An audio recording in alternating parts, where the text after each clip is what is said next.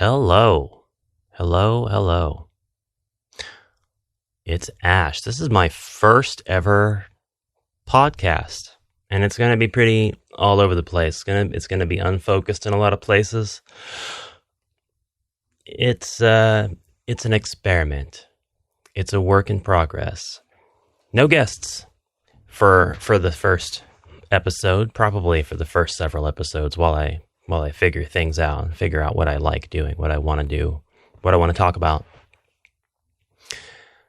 So, best way to watch this or listen to it, I guess, be if you're painting something, driving to work, sitting on the porch watching epic battles unfold in your backyard between the Chaos faction and the Alliance faction, whatever your cup of tea is absolutely fine. And I'm thinking no editing, just stream of consciousness and go from there. So, without further ado, welcome to the Amalgamate Podcast. I don't have a name for this thing. I don't know what to call it. I am finally ready, I think, to talk about the first subject, and I think the only one for this episode. The worst HeroQuest take I have ever read, that I think I ever will read. And this was found on one of the Facebook HeroQuest groups, of which I'm a part. So we have someone who decided, and I want to disclaim real quick, I'm not affiliated with, I'm not endorsed by or sponsored by Avalon Hill or Hasbro or any of their subsidiaries. The opinions that I have are just my own. Yes, I have a lot of HeroQuest content on my channel. It dominates the tabletop RPG aspect of what I do. And I have quite a fondness, a love that runs back quite far in my life for the game. But my opinions are my own. They're not representative of any other entity. So disagree, agree, if you will, whatever. But no one else is accountable for them but me. So, yes, someone decided to, on one of the Facebook groups, very wise decision, I'm sure, they thought at the time, to rant completely about their thoughts on the Mythic Tier edition of HeroQuest. And they had a lot of good points. They had a lot of stuff that I can't argue with. A lot of stuff that I agree with, even. They talked a lot about the accessibility of it, which we all know. That's a dead horse. That horse is buried. Its headstone is finished. It's planted. It says rest in peace, horse that died sometime last year. So it's understandable to see people have the take that they have on the Mythic Tier if it's like about accessibility. If they are completely new to the fact that HeroQuest has come back. And there are going to be people like that. You are going to find people like that. Not everybody in the world knows. And it's fine. That's actually expected. You're going to run into these people from time to time. If you do a lot of navigating around HeroQuest public spaces. Particularly if they live in a country where the crowdfund campaign wasn't available for them to back. And, you know, we understand the accessibility. Hey, we had a crowdfund. Now we can't offer this retail. Most of us get that. Most of us understand why that is. There are other sides to it, like we want to please backers, so we're going through this extra effort. And a lot of us agree on that too. There are some people who just like absolutely hated it. But the two words that I console myself with, that I justify it with, even if I had missed out on it, timed exclusivity. If it comes out 3 months or 6 months or a year or 2 years after it was released to an exclusive audience, that's fine. The timed exclusivity for people who were able to back the project makes sense. I'm not going to disagree with anybody who thinks otherwise. It's fine. I mean, I do technically disagree, but I'm not going to go out of my way to word it. It's fine. The opinions on that note are fine on both sides. They're valid. It's whatever. So you might be wondering, what is the worst take that I've read? I keep talking about how everything's fine. I just want to address the finer points that were made in that post. And there's a bit of review on the aesthetic, which that's fine as well. Art is subjective. The perception of the art is subjective. So there's two layers there: subjectivity, the interpretation that was intended, and then the interpretation that the viewer actually has, and the expression of that interpretation. We're still in fine territory. So just to be overtly clear, I don't disagree with anybody's hot takes on any of that stuff.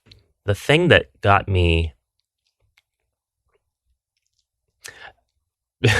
pretty invested on reading the post and deciding that is a stupid take, was that the person, trigger warnings ahead, fellow gamers, invest in some language that I don't really get into on the channel at all, so I apologize if it gets kind of weirdly real, but it was the nature of the post to be weirdly real, and that's part of why I wanted to share it.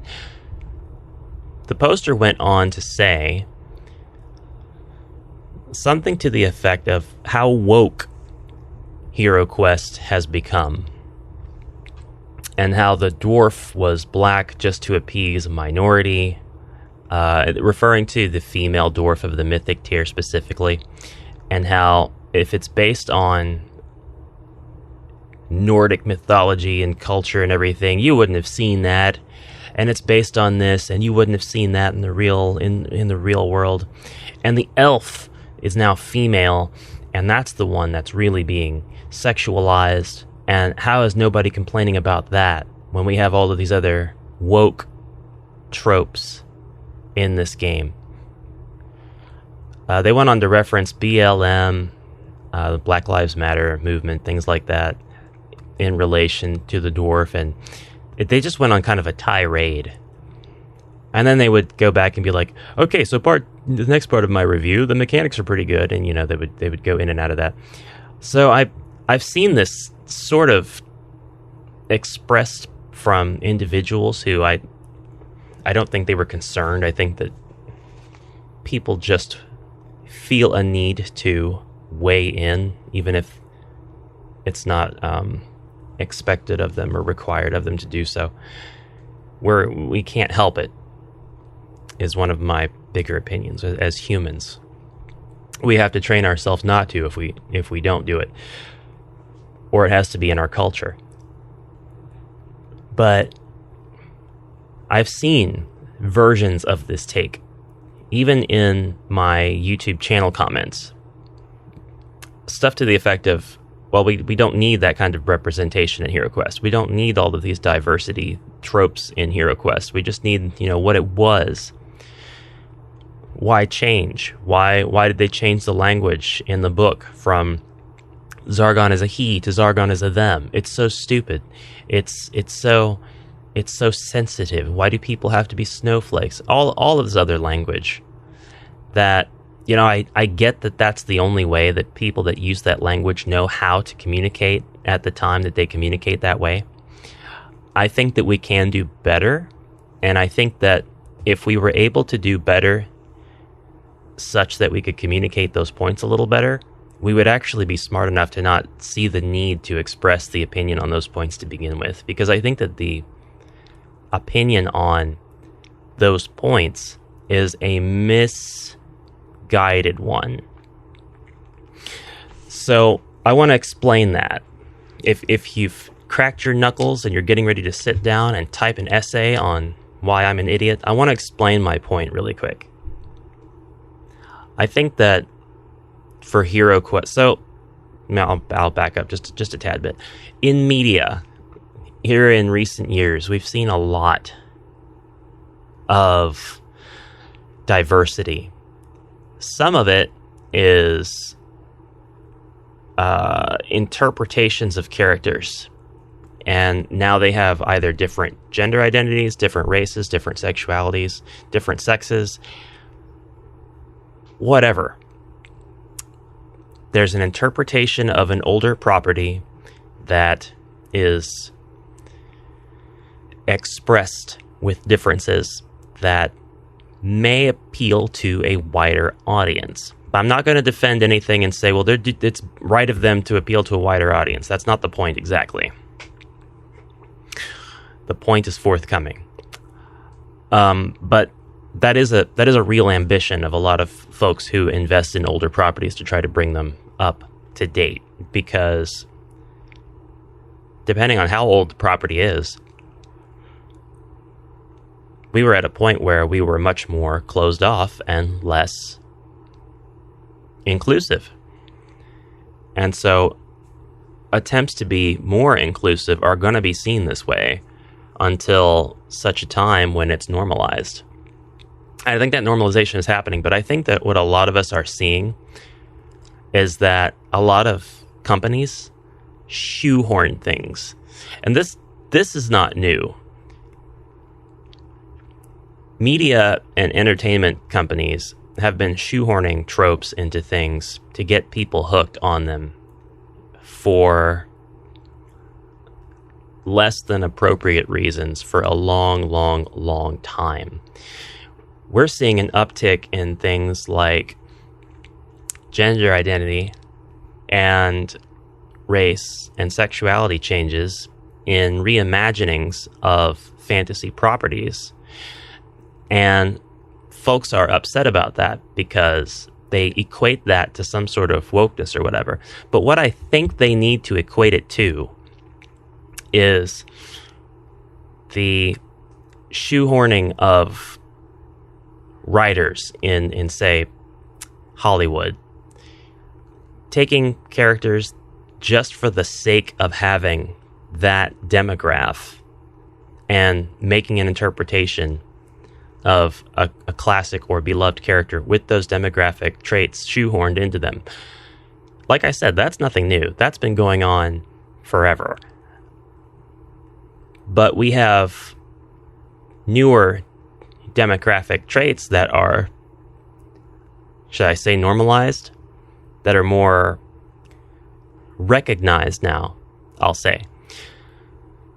We have topics like gender identity, and we have inclusion of race or different beliefs.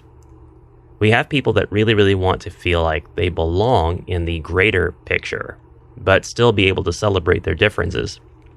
And so we have media writers, companies that create media for us to consume. And there's a spectrum of this. There's not just two types, good writer, bad writer. There are good writers who do great things with a character that is in a minority. There can be, and there are, very well-written characters. Characters that are written to be Black or Asian or Latino. Characters that are written to be gay or genderqueer. Characters that are written to be disabled in some way. And their character explores the experience of being who they are in a world where that is a minority. And that sort of thing is, if it's explored and written well and brought to screen or brought to book, print, in a manner that is respectful, they can do all kinds of stuff with that. And then there is the other side, on the other end of the spectrum, where a writer will not really put any thought into the character at all. They'll just race change or gender change or sexuality change, and it will absolutely make no difference to the story at all. It's just kind of there for the sake of being there. So to judge this kind of appropriately, we look at the context. Do we see this character change as being relevant to the story at all? If not, why did they do it? Well, if it was just for inclusion, that's fine and all. It's just an entertainment property. Nobody should really care. It's not like it's rewriting history. It's just an interpretation. But if it's a change that they made and we can tell that it does nothing for the character themselves, it kind of does seem to be shoehorned. And so people don't like that. They don't like seeing a character shoehorned to be another trope or another demograph or another type, no matter what change it's made. Because we don't want or need an interpretation that's there just for the sake of being there. We want well-written characters. We want diversity in our media. We want all of these different kinds of characters. We don't need everybody to be cookie cutter. I promise you, the ones who enjoy fantasy the most love that there are so many different kinds of people. But if the holder, the rights holder, whoever is doing the interpretation or the newest version, is going to shoehorn something in there without putting any thought into how different parts of that character could be explored, in as much as they would have been explored without any changes, then it does feel shoehorned, and that can upset some people. And a lot of folks don't know how to communicate that. They can't sit down and think about, well, this is just Hollywood pushing their crap. We experienced this a long time ago with female leads coming into movies and being like badass knights and stuff. And of course you had people who were like, actually, women's bone structure wouldn't be able to support the amount of armor, and they wouldn't have been strong enough. They wouldn't have made it. That's fine. It's fantasy. It's for entertainment purposes. Nobody cares. What really matters is, are they a badass legitimately? Like Ripley from Alien, legitimate badass. Awesome character. I'm not messing with Ripley, especially in Aliens. She tells a platoon of guys how it is. She gives them the business. She's not afraid to do so. She's every bit as tough as, say, the toughest of Schwarzenegger's platoon in Predator. Well, I want to say Schwarzenegger was the toughest. I was going to default to that, but he was also quite a bit lucky in that movie, right? There were some other people in that platoon who were really tough. Who would have survived if they hadn't had egos. But anyway, Schwarzenegger was also the most clever. You needed brains to beat the Predator. But anyway. If the character is just shoehorned in there, then it would be bad. But if the character is legitimately characterized and written, then it can be great. And you don't even have to put that much thought into something as simple as a gender change. You can just say, instead of writing John, write Jane, and keep everything else. That's a bit of a different topic. That's how to write that character specifically. And that's beyond the scale and scope of this episode, but it is something that I was thinking about. Now, HeroQuest. Back to the source. Why representation is more than fine for this game. Why it would be totally fine to release these characters across different races and just differently made such that they can be interpreted in many different ways by the people who want to play as them. Guys, I don't know if you know this, but the characters that you play as in HeroQuest are meant to be a representation of what you want to play as. They don't have to be a representation of yourself. I love playing all kinds of characters in video games that I'm nothing like. They're nothing like me. At the same time, if I'm role-playing, of course, they're going to naturally have elements of my personality that are in there. Veer Siebzen from Final Fantasy XIV, Vlaine Falconeau from Final Fantasy XIV, those are two basically halves of who I am. They're just opposites of one another almost. One's more order-oriented, one's more chaotic. One has a love for knowledge and mystery and looking into things. the other one is more dexterous and wants to go out and just survive in the wild. Not that I'm good at that. But to have more representation as a playable character, a completely blank slate that's only purpose is to be an avatar, that is nothing to complain about. To have a black dwarf is nothing to complain about. It's absolutely... it's hard to call a complaint illegitimate because, like, you should be allowed to complain about whatever you want, and it's so subjective. But at the same time, I'm complaining about that complaint. I think that is a stupid take, and it is just a terrible, terrible take. Somebody who would complain about the dwarves being black, that is stupid. You can have any manner of skin-colored dwarf you want. Why does it have to be so rooted in just one culture when we have halflings, dwarfs, people of suboptimal height? I don't know how to. I guess we have little people in the real world, and those are of all races. So I mean, there's your objective proof right now that, you know, black dwarves is kind of a real thing. There's actually one that lives in my county.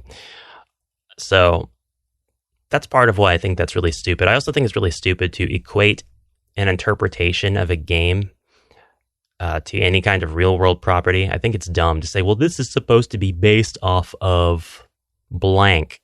No, this is an interpretation, and it doesn't matter how somebody wants to interpret an existing property. It doesn't change the original property.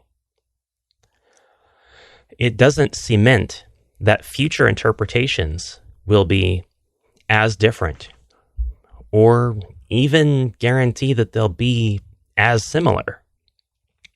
Because for everything that exists, there can be as many interpretations of it as there are people that perceive it. You have an interpretation of HeroQuest, and I have an interpretation of HeroQuest. And those interpretations might be remarkably similar. But if we remade the game in our own way, how alike would those things be? I saw a legitimate comment from someone, legitimate, as in I know it was a real person, comment in my YouTube, one of my videos, saying that overrepresentation was a thing. I mean, we can't represent everybody. Okay, well, the avatars, that's probably legitimate. I don't know that we can represent everybody, but like at the same time, that's not the goal exactly as stated. I think that what we want, we as in those of us who make games that attempt to have as much representation as possible, and that I say we because I'm making a video game where I have a pronoun generator, and I want the character to be able to be customized as much as possible. We're not going to be able to make just absolutely every single one of the 7+ billion people on the planet, but that's where you kind of compromise because you're funneling your desires into one of the pre-made templates for the game. So like if you want to play a halfling female and you want magical abilities, boom, you've got the warlock.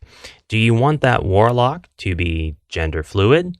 That's fine. You can do that because that doesn't have any sort of mechanical change to HeroQuest. You can overtly say that that's how the warlock is. Would you like to say that the warlock has a pet cat at home and a dog named Skippy? You can do that too. And guess what? It doesn't affect anybody else's game. The GM or the DM or whatever term I'm legally allowed to call Zargon can't stop you. That is something you can do. And if it makes it more fun for you, that's awesome. And if it makes it more fun for anybody else around the table and perhaps inspires them to do something similar, that is truly an accomplishment.